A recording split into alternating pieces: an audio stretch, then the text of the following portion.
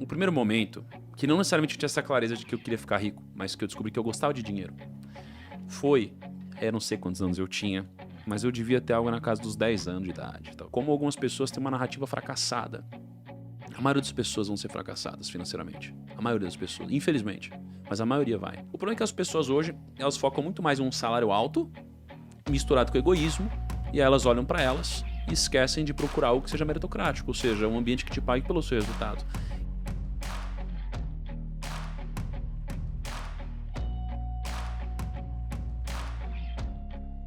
A gente nasce, acredito, quase que numa esteira, né, de produção. Então a gente nasce, estuda, entra numa universidade, se prepara para ser um bom funcionário e a gente segue o sistema. Mas o sistema, ele nos prepara para sermos medíocres de certa forma. E se você for parar para pensar, hoje, 6% da população brasileira faz parte da elite financeira. O que seria elite financeira? Seria você ter, né, um salário per capita de R$3.700. Caramba. Um salário per capita de R$3.700, numa renda familiar, onde você, dentro da sua família, tem ali mais ou menos R$20 mil de renda, te torna um dos 6% dos brasileiros mais ricos do país, não é? Nossa. Perto da nossa condição, quando a gente olha para isso é a elite brasileira, não é? E na minha concepção, você não consegue ter uma vida de extrema liberdade nesse patamar. Só que eu acredito que como a maioria das pessoas forma a média, né, e a gente tem a mediocridade, né, no meio disso, você só vai sair de um resultado medíocre se você fizer algo diferente. E fazer algo diferente começa na reflexão, começa no pensamento, porque senão você vai junto com a manada, não é? E para você pensar diferente, para você refletir diferente, acredito que você precisa ter uma dessas duas coisas.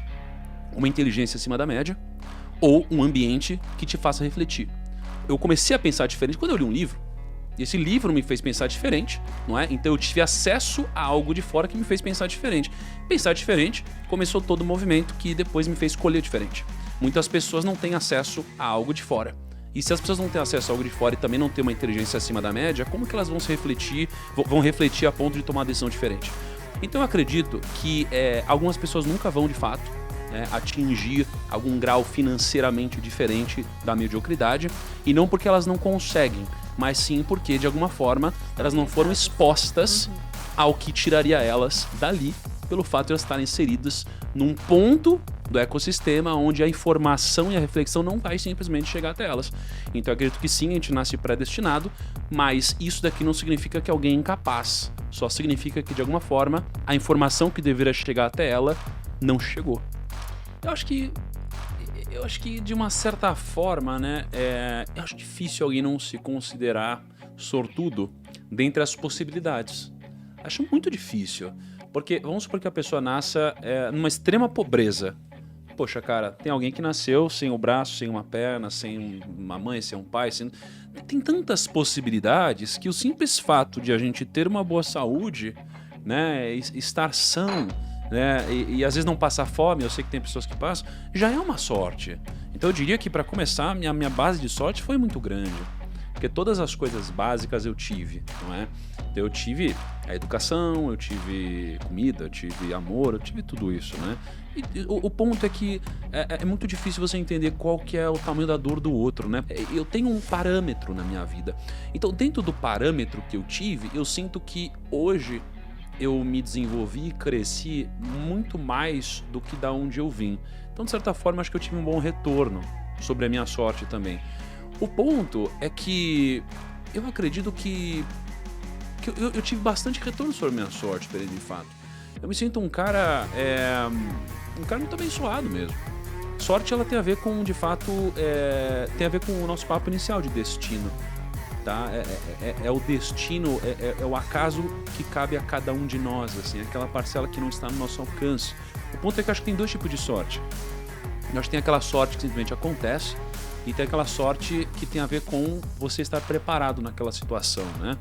Eu acho que pequenos momentos que as pessoas acreditam a sorte da minha vida vieram da minha preparação e do meu trabalho diligente excessivo e que eu estava pronto para aproveitar de alguma forma. Eu estava numa trajetória normal. O problema da trajetória normal na nossa história é que a gente vive uma certa inércia, não é? E essa inércia ela funciona tanto para quem está parado quanto para quem está em movimento.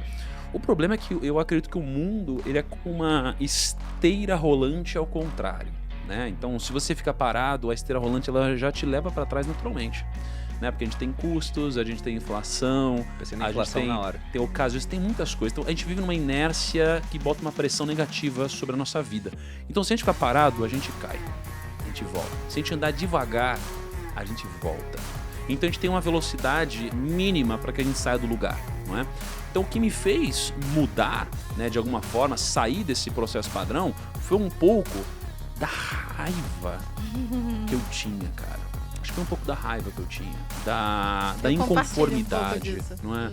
Da inconformidade. O que me movia não era nem necessariamente o que eu queria fazer, eu acho que era o que eu não queria fazer. É muito difícil, às vezes, pro ser humano falar o que ele quer, mas é muito fácil falar o que você não quer, sabe? Então, você fala com algum colaborador, a pessoa não vai falar o que ela quer fazer, ela fala, eu não quero fazer mais isso. Ela fala que ela não quer, mas ela nunca sabe o que ela quer. Acho que é muito desafiador você saber o que você busca, é mais fácil falar o que você não quer. Eu tinha raiva, eu tinha uma raiva acumulada em mim. Eu não queria dever dinheiro. Eu não queria passar por privações. Eu não queria nada disso. Então acho que isso aqui me fez começar a me questionar. Essa raiva me gerou questionamento, me gerou reflexão. Eu tinha uma inteligência básica a ponto de poder me questionar, né? E essa reflexão foi me fazendo as perguntas corretas, não é? A associação com pessoas também me tirou do prumo normal. Então, para mim, esse livro que eu li foi um livro por incentivo da Camila. Então, eu li esse livro por incentivo da Camila, descobri o que era equity. Eu li um livro que foi a Bíblia e descobri Deus, né? Eu li um livro de Simon Sinek lá atrás e comecei a pensar no meu propósito. Qual que era esse de Simon Sinek? Que era o Comece pelo Porquê, não é? Pai Rico, Pai Pobre foi uma coisa que me fez olhar para o dinheiro diferente, olhar para ativos e passivos, não é?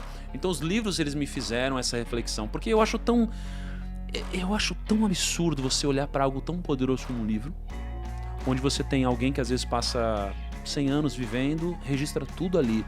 O cara, assim, a essência de tudo que ele viveu, de mais importante, ele registra num livro, e você pode acessar esse livro por R$39. E você não lê um livro desse. Isso aqui é um absurdo pra mim, você não aproveitar uma oportunidade como essa. Então, pra mim, os livros, eles mudaram minha vida. Mas o que de fato me tirou do prumo foi a raiva de onde eu tava. Acho muito mais do que eu buscava até. Cara, eu sempre tive uma inclinação, de alguma forma, pro dinheiro. Sempre tive uma inclinação. Tanto é que eu corri um grande risco na minha vida de fazer besteiras ligadas a dinheiro. Eu corri um grande risco a isso. Eu comecei a minha busca no mercado financeiro porque eu queria de fato ficar rico. Não tinha outra explicação. Eu não comecei porque eu queria mudar a sociedade ou porque eu tinha um propósito bonito. No primeiro momento, que não necessariamente eu tinha essa clareza de que eu queria ficar rico, mas que eu descobri que eu gostava de dinheiro, não sei quantos anos eu tinha, mas eu devia ter algo na casa dos 10 anos de idade. Então. No meu caso, essa história que deve ter sido aí próximo dos 10 anos, né? Ela começou numa ótica onde eu era um cara, acho que muito perdedor na vida, assim. Eu era muito perdedor. Muito perdedor. Então, na escola, sabe? Eu era aquele cara que não era chamado no time do futebol, não era o cara com os amigos, eu era muito perdedor, assim, de certa forma. Eu lembro, né, de uma cena num colégio antigo, tinha eu e um amigo, assim, e todo mundo excluindo a gente querendo fazer parte da conversa e eles excluindo a gente, não querendo andar com a gente, etc. E como eu acho que eu era perdedor em muitas coisas na vida, eu acho que eu encontrava de alguma forma jogos que eu pudesse ganhar. Isso foi muito importante na minha trajetória, encontrar as brigas que valia a pena comprar. Porque se você quer jogar num jogo onde você já parte da premissa que você vai perder, você tem muito mais dificuldade para ganhar, não é um jogo onde vai valer a pena o seu esforço. Então acho que isso tem muito a ver com encontrar o seu talento. Como algumas pessoas têm uma narrativa fracassada. A maioria das pessoas vão ser fracassadas financeiramente. A maioria das pessoas, infelizmente.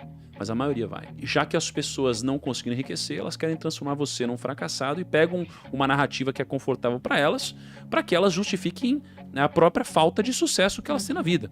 Então eu sempre quis jogar um jogo que eu pudesse ganhar. Esse é um jogo que eu podia ganhar. Porque ninguém queria trabalhar mais do que eu. Eu trabalhava muito. Eu trabalho muito ainda, mas mudou. Eu chegava muito cedo, cara. Eu lembro que eu chegava lá no escritório de manhã, eu olhava pra lá, não tinha ninguém no escritório. Eu queria jogar um jogo que pudesse ganhar, cara. Pra mim, as pessoas não têm que entrar num jogo que elas não possam ganhar, porque senão é desleal. Você vai jogar com alguém que é talentoso nessa área. É o Jorge Paulo Lemann, que desistiu do tênis mesmo sendo um bom jogador, porque ele não poderia ser o melhor do mundo. Então, é isso. O problema é que as pessoas hoje, elas focam muito mais em um salário alto, misturado com egoísmo, e aí elas olham pra elas e esquecem de procurar algo que seja meritocrático, ou seja, um ambiente que te pague pelo seu resultado. E se o ambiente pagar pela hora, vai ser difícil você crescer. Isso daí já me fez sair de uma base diferente, mas ainda assim eu tinha muito medo. Né? Eu demorei alguns anos para poder ter confiança no meu resultado. Eu demorei para ganhar 2, 3 mil reais por mês. Né? Então daqui começou uma virada de chave, onde eu precisaria ganhar sobre a minha produtividade. Tanto é que hoje eu não consigo às vezes entender a cabeça de um colaborador que não quer ter um salário mais elástico. Eu não consigo entender, porque para mim ele não teve a virada de chave ainda.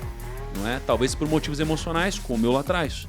Mas geralmente existe uma média plausível entre o elástico e o fixo. Então eu não consigo entender. Dali começou a me virar de chave, mas eu não tinha cabeça. Preguiçoso. Ou ele é preguiçoso. Vamos deixar bem... existe, né? O que a maioria das pessoas são. Porque o ser humano, ele é preguiçoso. É difícil você ir contra a sua preguiça. Eu sou preguiçoso. Eu, Thiago, sou preguiçoso. Mas tem algumas áreas que eu não aceito ser disciplinado. Outras já eu aceito, né? Então começou dali, Perini, mas eu não tinha consciência de estar empreendendo. Quando eu virei, de fato, foi no livro. Quando eu tive essa consciência do livro, eu entendi que logicamente, novamente a lógica e a reflexão me fizeram entender que eu teria mais eficiência, mais produtividade. Por isso que eu acho muito difícil uma pessoa que não raciocina muito bem, ou que não se questiona logicamente, ou que não se abre para um debate educado, politizado e construtivo. Eu acho muito difícil uma pessoa dessa crescer. Porque ela não vai chegar a conclusões novas. E ela vai, cara, tentar replicar o que o pai dela fez, né? E muitas vezes não vai ter um resultado.